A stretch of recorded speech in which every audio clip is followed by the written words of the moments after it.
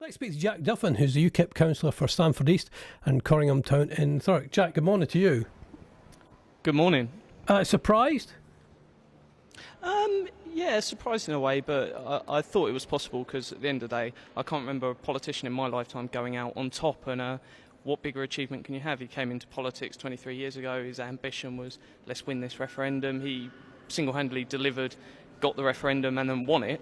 No, fair play to him. He well and truly deserves a holiday, and he hasn't had one in a very long time. The thing is, though, Jack, it just seems to me the timing's a bit weird, and this idea that we've already got a PM who's a Brexit, supporter, that hasn't happened yet. So why now? Well, at the end of the day, there's timescales for our party conferences up in a few months, and it's a sensible time to have it so we can push on. So once there is another leader, we're not going through a leadership election. We can focus on pushing the Tories and making sure they actually deliver, because they're already desperately running around trying to U-turn on everything. The Tory Vote Leave campaign already backtracked on the 350 million. They want to get rid of free movement, and every day it seems like they're not interested in delivering on Brexit. But the sensible time now is to hold a leadership election and then deliver and push them afterwards. I don't quite get the logic of your argument, Jack. You're saying that you want to sit down and be a strong position. Why not have the man who would arguably got the referendum on the Tory manifesto? Why not have him forcing the Conservative government and the Brexiteers to actually deliver on these promises? Why not have him? Nigel Farage doesn't need to be party leader to hold people to account. At the end of the day, I'm sure if he rung up this show and asked to go on, that there'd be no demands on waiting for him. He can still have a massive role to play in this referendum. He doesn't need the title of UKIP leader, but I'm sure he will be holding them to account and to everyone else to account. If Farage can't do any more and he gets his life back, as he's saying, surely this means that UKIP can't do any more.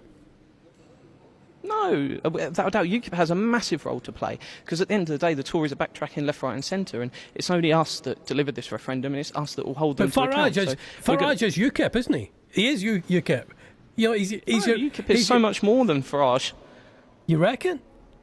I would agree. If you'd have gone back to, say, 2010, UKIP was very much a one-issue party. Since then, look at the 2015 manifesto. It was incredible. When polled across many issues, voters put UKIP's policies before, without knowing which party it was. They were asked at the policies. Health, we polled as the best party across several issues. We are the most in line with normal people, and that goes to show. And it's about pushing a wider message. Now we've finally won the referendum debate. There's all these other issues of out-of-touch politicians, and we know they've got no idea what's going on in Westminster. The referendum proved that. So it's for UKIP to then push a whole range of other issues and make sure this out-of-touch political establishment actually listen to people.